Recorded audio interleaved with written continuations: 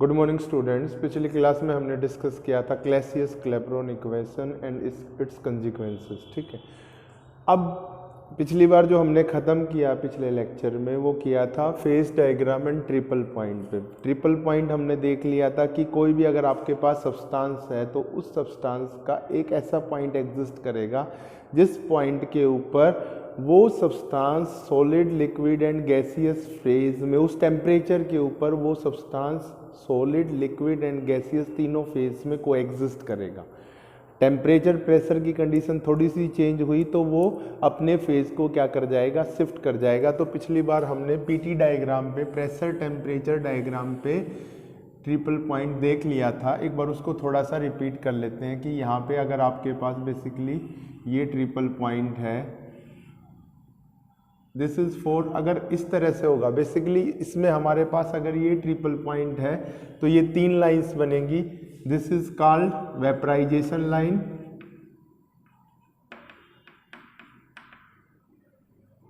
Vaporisation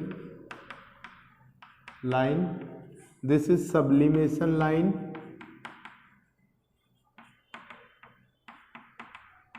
and this is fusion line. This is point O. This point O is triple point. On x-axis we take temperature. On y-axis we take pressure. x-axis पे हो गया हमारे पास temperature, y-axis पे हो गया हमारे पास pressure. ठीक है, तो अब इसमें हमने देखा था जो ये फ्यूजन लाइन है, ये इसका स्लोप हमें देखकर यहाँ से पता लग रहा है कि इसका स्लोप कैसा है, नेगेटिव स्लोप है। दैट मीन्स अगर आप प्रेशर को इंक्रीज करोगे तो टेम्परेचर क्या होगा, डिक्रीज होगा, और टेम्परेचर अगर इंक्रीज होगा तो प्रेशर कम आएगा।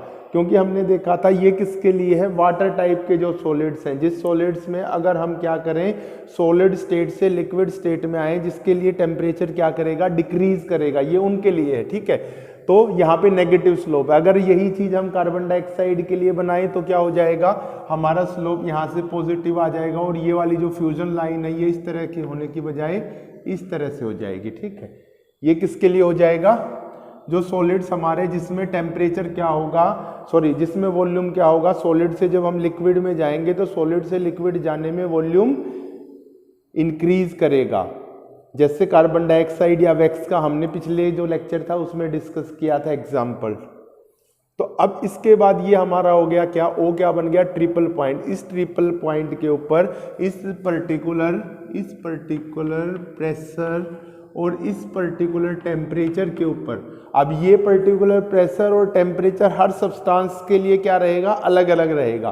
तो एक पर्टिकुलर सब्सटेंस के लिए इस टेम्परेचर और इस प्रेशर के ऊपर आपका वो सब्सटेंस तीनों फेसेस में कोएग्जिस्ट करेगा, सॉलिड, लिक्विड और गैस।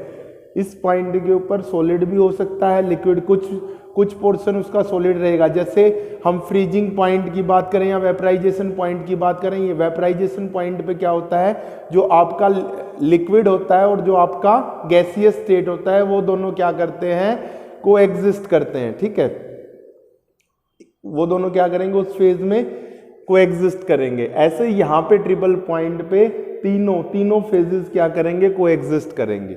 अब इसके बाद हमारे पास आता है कि अब हमने डिफाइन कर दिया था पिछले लेक्चर में वेपराइजेशन लाइन क्या बन रही है, फ्यूजन लाइन क्या बन रही है, सब्लिमेशन लाइन क्या बन रही है, कि आपकी एक पर्टिकुलर प्रेशर और प्रेशर को इंक्रीज कर दिया तो उसके साथ टेम्परेचर, उसका वेपराइजेशन टेम्परेचर चेंज हो जाएगा।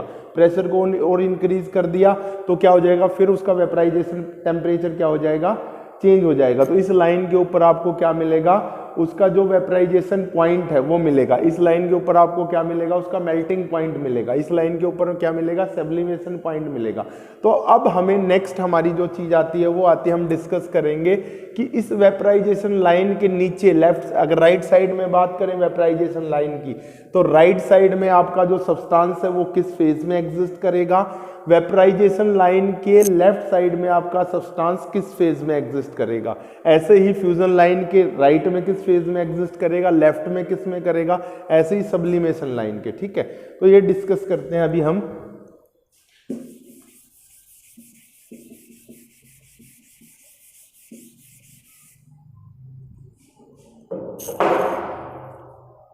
सो अभी डिस्कस करेंगे हम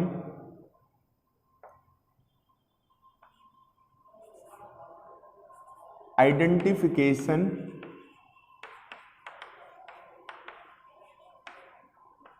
of phase on both sides of vaporization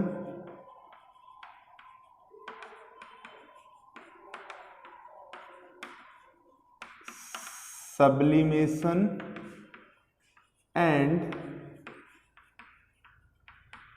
fusion line. ठीक है, अब इसमें हम देखते हैं कि हमारे पास पीटी डायग्राम पे बना लेते हैं। हमारे पास एक ट्रिपल पॉइंट का डायग्राम फिर से अभी जो हम बनाएंगे ना, कोई भी बना सकते हैं हम बना सकते हैं उस सॉलिड जो फ्यूजन, बेसिकली डिफरेंस किस में आएगा, फ्यूजन लाइन में ही डिफरेंस आएगा।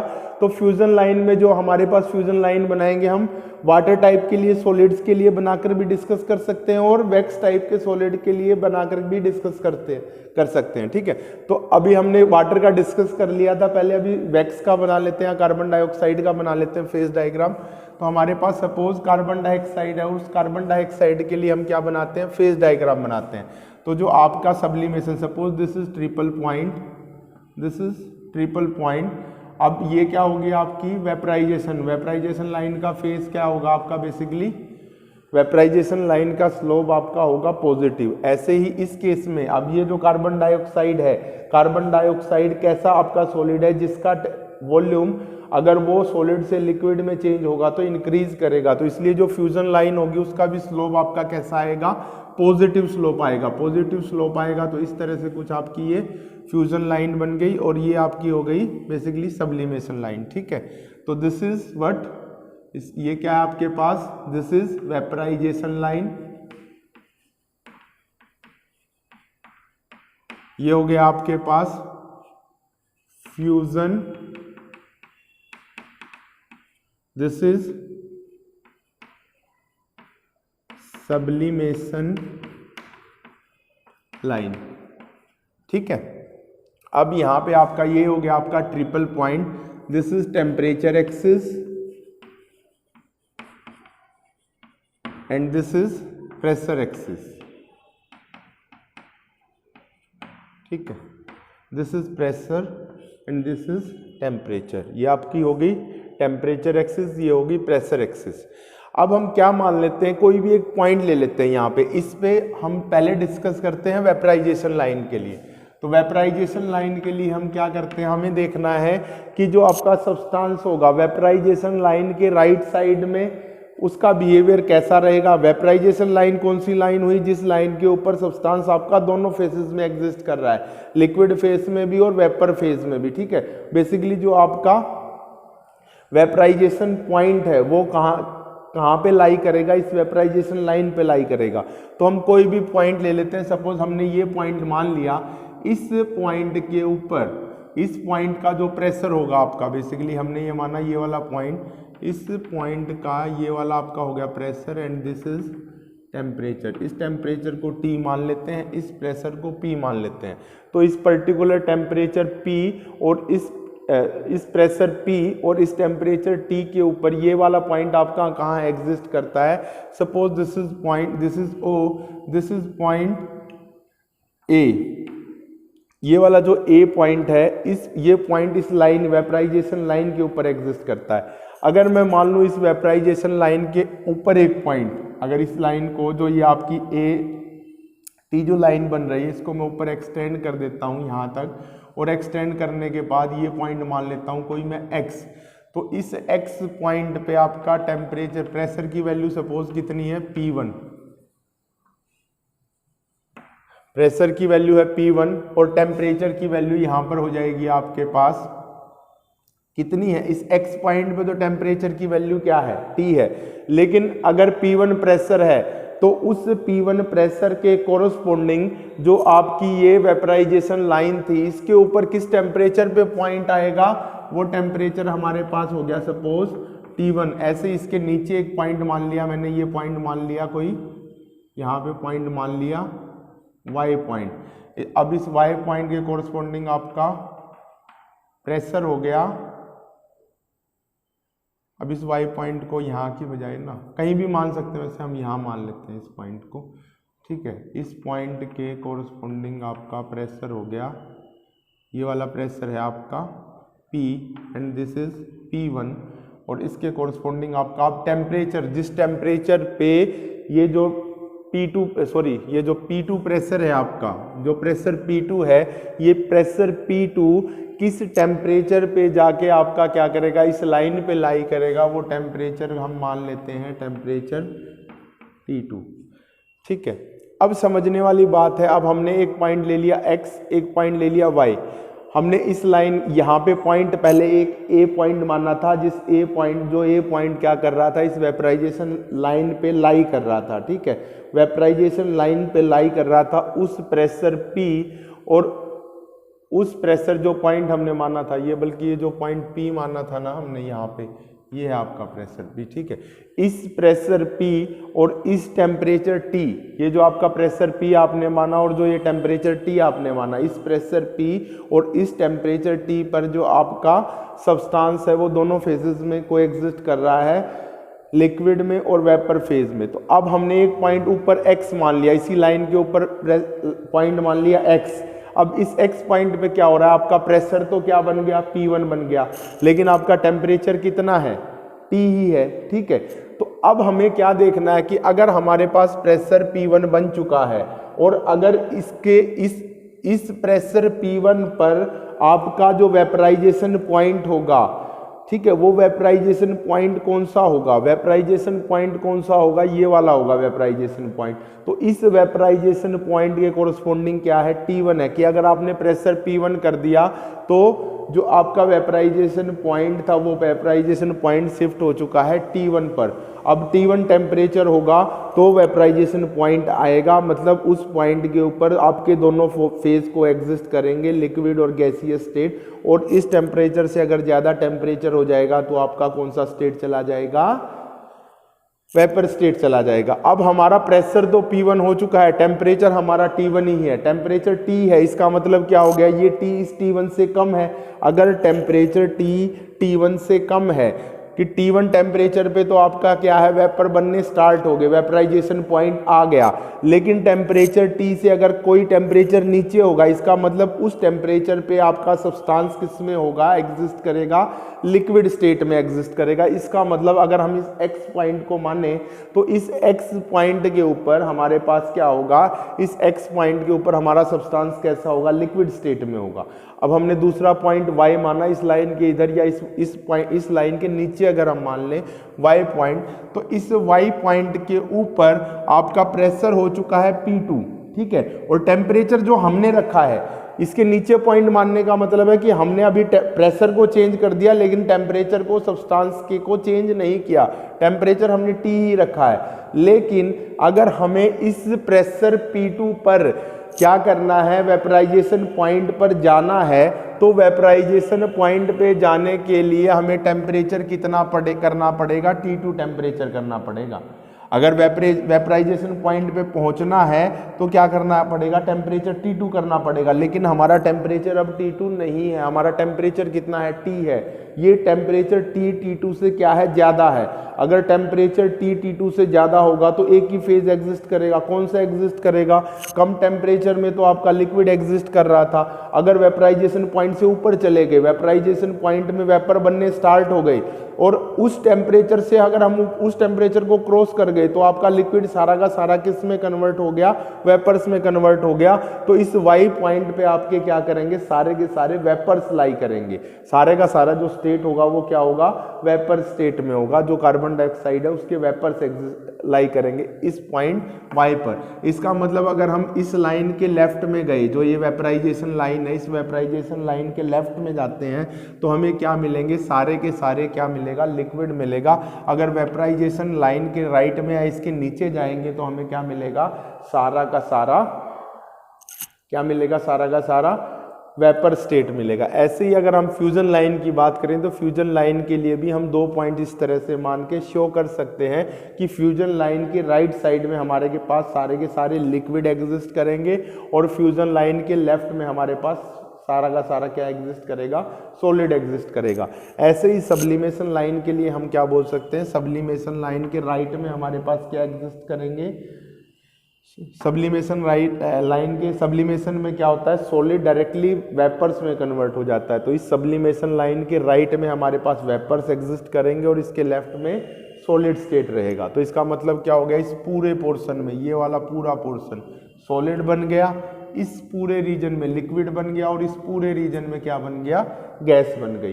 अब इसी चीज से हम एक चीज और प्रूव कर सकते हैं। हम ये ट्रिपल पॉइंट हमने बोला, ठीक है ना, कि ट्रिपल पॉइंट के ऊपर हमारे क्या करते हैं, तीनों एग्जिस्ट करते हैं एक ही स्टेट में, सॉलिड, लिक्विड और गैस। अब हमें प्रूव ये करना है कि इस बेसिकली जो आपका ये बना ट्रिपल पॉइंट, ये ट्रिपल पॉइंट एक ही रहेगा एक सब्सटेंस के लिए। ऐसा नहीं है कि वाटर के लिए एक ट्रिपल पॉइंट 0 डिग्री सेल्सियस पे हो गया, एक ट्रिपल पॉइंट मान लो 20 डिग्री सेल्सियस पे हो गया कि हमने प्रेशर की कंडीशन चेंज कर दी। नहीं, ऐसा नहीं होगा। केवल एक ही ट्रिपल पॉइंट एग्जिस्ट करेगा। एक पर्टिकुलर प्रेशर और टेम्परेचर के लिए ही एक पॉइंट आपको मिलेगा एक सब्सटेंस के लिए, जिसके ऊपर वो सब्सटेंस तीनों फेजेस में इकट्ठा को एग्जिस्ट करेगा, इकट्ठे तीनों स्टेट में रहेगा। उस प्रेशर और उस टेम्परेचर के अलावा कोई भी ऐसा प्रेशर और टेम्परेचर नहीं रहेगा जिसके ऊपर आपका ये क्या करे, एक फेज में को एग्जिस्ट करे। ठीक है, अब इस चीज को प्रूव करते हैं हम लोग कि देयर इज ओनली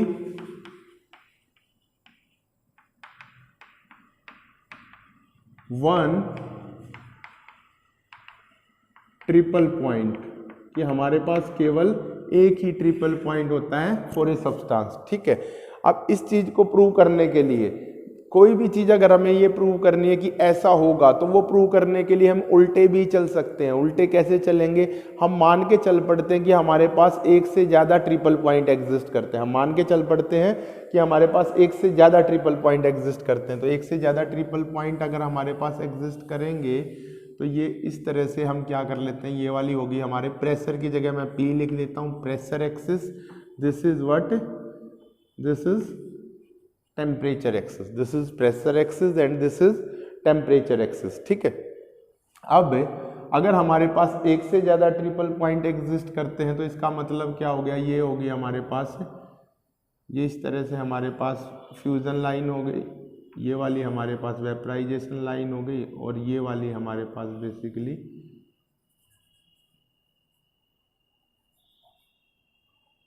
ये वाली फ्यूजन लाइन हो गई और ये वाली बेसिकली हमारे पास होगी sublimation line. This is vaporisation line, this is fusion line, this is sublimation line. अब हमने क्या बोल दिया कि हमारे पास एक से ज़्यादा ट्रिपल पॉइंट एग्जिस्ट करते हैं ना। यहाँ ये जो बीच वाला रीजन हो गया, हमने मान लिए इसमें बहुत सारे हमारे क्या हैं, ट्रिपल पॉइंट्स एग्जिस्ट कर रहे हैं, क्योंकि ये तीनों एक लाइन पे मिलने की बजाय एक रीजन में मिल रहे हैं। वहाँ पे तो क्या था, जो ये डायग्राम हमने बनाया था, यहाँ पे क्या था, बेसिकली आपके पास एक लाइन पर ये तीनों मिल रहे थे। अब हम यहाँ पे क्या मान लेते हैं कि ये एक लाइन पे मिलने की बजाय इस रीजन के अंदर आपके पास बहुत सारे ट्रिपल पॉइंट्स हैं। ठीक है, अगर इस रीजन में अब इस तरह से अगर हमारा ये फेज डायग्राम एग्जिस्ट करेगा, तो अभी यहाँ से हम ये प्रूव कर चुके हैं कि जो आपकी वेपराइजेशन लाइन होगी, इस वेपराइजेशन लाइन के लेफ्ट साइड में तो आपका सब्सटेंस कैसा रहेगा, लिक्विड स्टेट में रहेगा, और यहाँ पे इसके राइट में क्या होगा, सॉलिड स्टेट में। तो इसके इधर तो क्या हो गया, लिक्विड स्टेट, इसके इधर क्या हो गया, वेपर स्टेट। सॉरी, ये तो आपकी वेपराइजेशन लाइन है ना, तो इसके इधर तो लिक्विड हो गया और इसके इधर वेपर हो गया, इस लाइन के वेपराइजेशन लाइन के लिए। ऐसे ही फ्यूजन लाइन के लिए क्या होगा, फ्यूजन लाइन के नीचे तो आपका क्या हो जाएगा, बेसिकली इस तरफ तो क्या हो जाएगा, सॉलिड, और ऊपर क्या हो जाएगा, लिक्विड। इसका मतलब इससे नीचे सॉलिड और इससे ऊपर क्या हो गया, लिक्विड। इसका मतलब यहाँ पे अगर वेपराइजेशन लाइन के लिए ये चीज देखें तो यहाँ पे इस रीजन में आपका क्या बनना चाहिए, लिक्विड बनना चाहिए। अगर फ्यूजन लाइन के रेस्पेक्ट में देखते हैं तो इस रीजन में क्या बनना चाहिए, आपका सॉलिड बनना चाहिए। तो दोनों बातें एक दूसरे के कंट्राडिक्टरी होगी ना। ये वाली लाइन तो बोल रही है कि ये वाला रीजन सारा क्या होना चाहिए, आपके पास लिक्विड होना चाहिए। ये वाली लाइन बोल रही है कि ये नीचे वाला क्या होना चाहिए, सॉलिड होना चाहिए, और ऊपर वाला क्या होना चाहिए, लिक्विड होना चाहिए। ऐसे ही अगर सब्लिमेशन लाइन का देखेंगे तो इस लाइन के इधर सारे के सारे क्या हो जाएंगे, सॉलिड हो जाएगा, और इस लाइन के इधर क्या हो जाएगा, सारे के सारे वेपर्स हो जाएंगे। इसका मतलब इस वाले पोर्शन में ये जो बीच वाला पोर्शन बन गया, इस बीच वाले पोर्शन में सॉलिड, ये जो आपकी सब्लिमेशन लाइन है ये बोल रही है कि सब्लिमेशन लाइन के सारे इधर क्या होना चाहिए, आपके वेपर्स होने चाहिए। मतलब इस लाइन के अकॉर्डिंग यहाँ पे वेपर्स होने चाहिए, इस लाइन के अकॉर्डिंग यहाँ पे लिक्विड होना चाहिए, और इस लाइन के अकॉर्डिंग यहाँ पे क्या होना चाहिए, सॉलिड होना चाहिए। तो अब ये तीनों बातें एक दूसरे की क्या होगी, कंट्राडिक्टरी हो गई। या तो स्टेट, या तो हम बात माने इस लाइन के अकॉर्डिंग तो क्या होना चाहिए, सॉलिड होना चाहिए, तो या तो फिर क्या होगा, यहाँ पे सॉलिड ही रहेगा, या लिक्विड ही रहेगा, या गैस रहेगा। लेकिन तीनों लाइन पे अगर हम जाएंगे, तीनों लाइन के अकॉर्डिंग अलग अलग हमें क्या मिल रही है, यहाँ पर सिचुएशन मिल रही है। इसका मतलब जो हमने बात बोली वो ट्रू नहीं है। हम ये मान के चले थे कि हमारे पास ट्रिपल पॉइंट बहुत सारे हो जाएंगे, ठीक है, तो इसका मतलब ये बात ट्रू नहीं है। ट्रिपल पॉइंट बहुत सारे नहीं हो सकते। अगर ट्रिपल पॉइंट मेरे पास एक होगा तभी ये वाली चीज़ क्या होगी, एप्लीकेबल होगी। अगर हमारे पास क्या होगा, केवल एक ही ट्रिपल पॉइंट है, तो अगर हमारे पास केवल एक ही ट्रिपल पॉइंट था तो इससे इधर क्या बन रहा था आपका, वेपर्स, इससे इधर सॉलिड, इससे इधर सॉलिड, इससे इधर लिक्विड, यहाँ पे लिक्विड और यहाँ पे वेपर्स। इसका मतलब कोई भी कंट्राडिक्शन वहाँ पे हमें नहीं मिल रही थी। तो ये चीज़ क्या प्रूव करती है, that means there is only one triple point exist for a substance. ठीक है, अब इसमें एक आखिरी चीज आपके पास क्या आती है, यहीं देख लेते हैं डायग्राम इसका बना के। लास्ट थिंग इज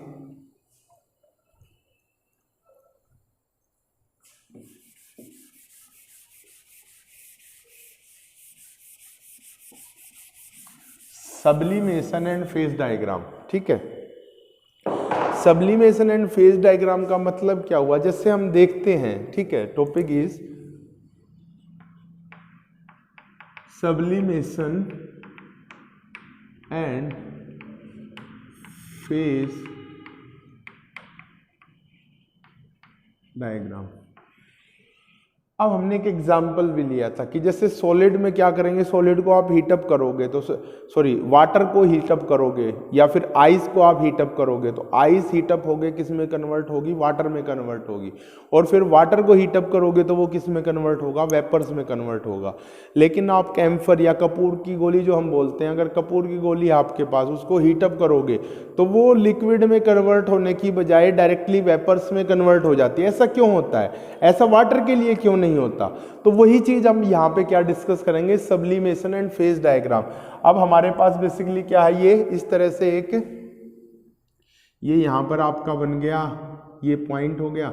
वाटर का ही एग्जांपल ले लिया तो वाटर की तरह का ही डायग्राम हम बना देते हैं इस तरह से। और वाटर में क्या होगा, नेगेटिव स्लोप होगा, नेगेटिव स्लोप होगा तो ये वाली लाइन तो होगी आपकी वेपराइजेशन लाइन। शॉर्ट फॉर्म लिख देता हूँ मैं VL, क्योंकि वहाँ पे लिख रखा है this is fusion line and this is sublimation line. ठीक है, SL लिख देते हैं इसको, सब्लिमेशन लाइन को। यह आपका ट्रिपल पॉइंट हो गया। यहाँ पे इस पॉइंट को नाम दे देते हैं हम O। तो इस O पॉइंट पे आपका प्रेशर है P और टेम्परेचर है यहाँ पे T। इस O पॉइंट पे प्रेशर है P और टेम्परेचर है आपका T। अगर मैं कोई भी प्रेशर मान लेता हूं कि आपका प्रेशर है P1, यहाँ पे कहीं प्रेशर आपका P1 है, यहाँ पे दिस इज प्रेशर P1। अब इस प्रेशर P1 पे एक लाइन मैं पैरेलल x एक्सिस के खींचता हूं तो क्या होगा, वो लाइन मेरी किसको कन्वर्ट करेगी, कट करेगी, फ्यूजन लाइन को और वेपराइजेशन लाइन को। इसका मतलब क्या हुआ कि अगर मेरे पास प्रेशर P1 है तो इस प्रेशर P1 के ऊपर मैं अगर टेम्परेचर को क्या करूँगा, वेरी करूँगा, तो टेम्परेचर वेरी करने के साथ मेरे पास अगर टेम्परेचर एक्सिस के बेसिकली पैरेलल मैं एक लाइन लगाऊंगा तो वो टेम्परेचर एक्सिस के पैरेलल लाइन फ्यूजन लाइन को कट करेगी और वेपराइजेशन लाइन को कट करेगी, सब्लिमेशन लाइन को कट नहीं करेगी। इसका मतलब क्या हो गया कि इस पर्टिकुलर प्रेशर के ऊपर एक टेम्परेचर ऐसा आएगा जिस टेम्परेचर पे आपको क्या मिलेगा, मेल्टिंग पॉइंट मिलेगा। मेल्टिंग पॉइंट का मतलब हो गया कि आपका सॉलिड और लिक्विड स्टेट दोनों इस पॉइंट के ऊपर इकट्ठे को एग्जिस्ट करेंगे। ऐसे ही क्या करूंगा मैं, और टेम्परेचर चेंज करते करते किसी दूसरे टेम्परेचर पे, suppose this is temperature T1, this is temperature T2।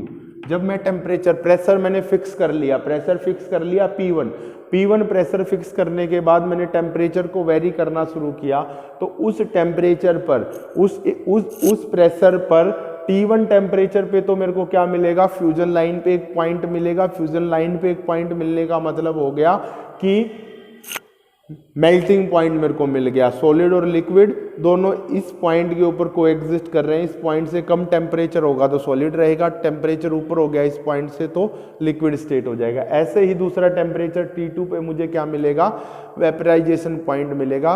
उस वेपराइजेशन पॉइंट पे मेरा क्या होगा, वेपर और लिक्विड दोनों को एग्जिस्ट करेंगे। टेम्परेचर उससे कम तो लिक्विड स्टेट, टेम्परेचर उससे ज़्यादा तो वेपर स्टेट। ठीक है, लेकिन यहाँ पे अगर मैंने इस लाइन के पैरेलल, अगर एक्स एक्सिस के पैरेलल, टेम्परेचर एक्सिस के पैरेलल इस पर्टिकुलर प्रेशर पे लाइन लगाई तो सब्लिमेशन को मेरे को पॉइंट कहीं भी नहीं मिला।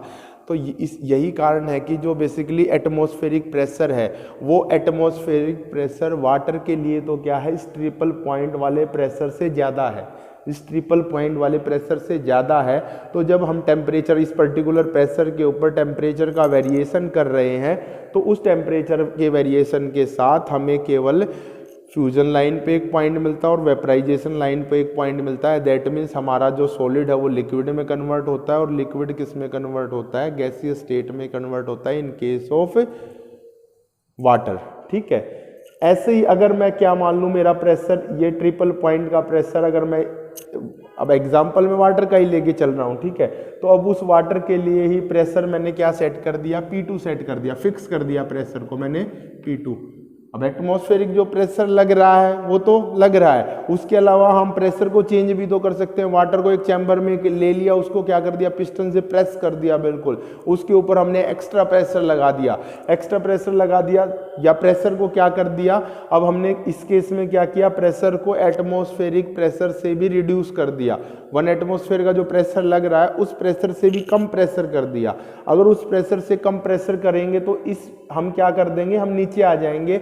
हम नीचे आ जाएंगे तो इसका मतलब क्या हो गया, इस पर्टिकुलर प्रेशर P2 पर अगर मैं क्या करूं, टेम्परेचर एक्सिस या एक्स एक्सिस के पैरेलल एक लाइन यहां से ड्रा करूं तो वो लाइन कहां पे कट करेगी, इस पर्टिकुलर टेम्परेचर पे कट करेगी। ठीक है, तो क्या हो गया, वो केवल सब्लिमेशन लाइन को ही कट कर रही है, वो फ्यूजन लाइन और वेपराइजेशन लाइन को कट नहीं कर रही। इसका मतलब क्या होगा, अगर प्रेशर मेरा P2 है तो वहाँ पर मेरे को क्या मिलेगा, केवल सब्लिमेशन मिलेगा, वेपराइजेशन और मेल्टिंग मुझे नहीं मिलेगी।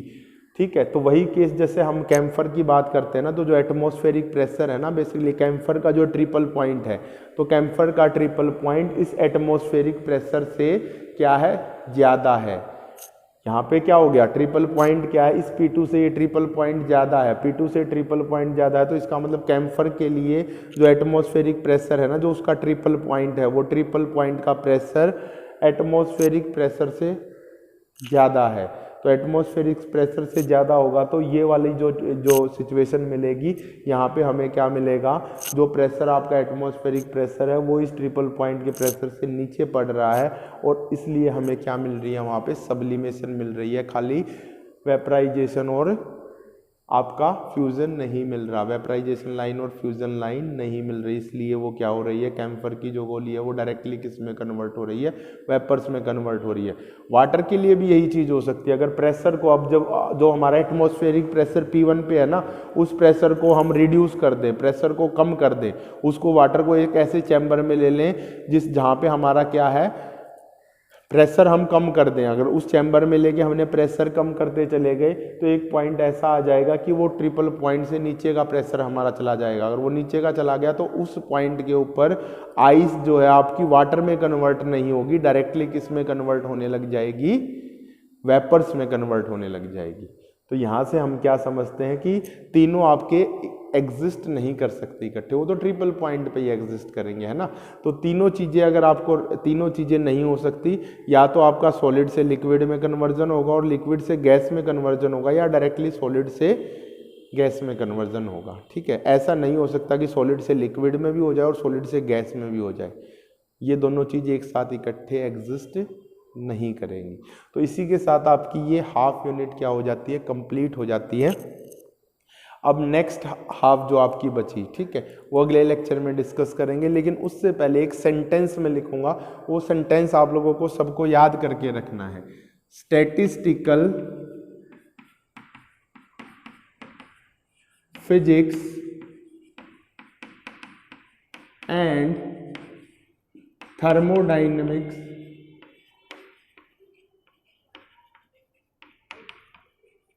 thermodynamical validates follows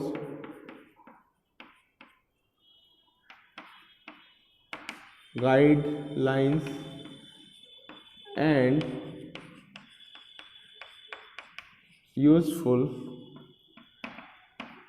hints।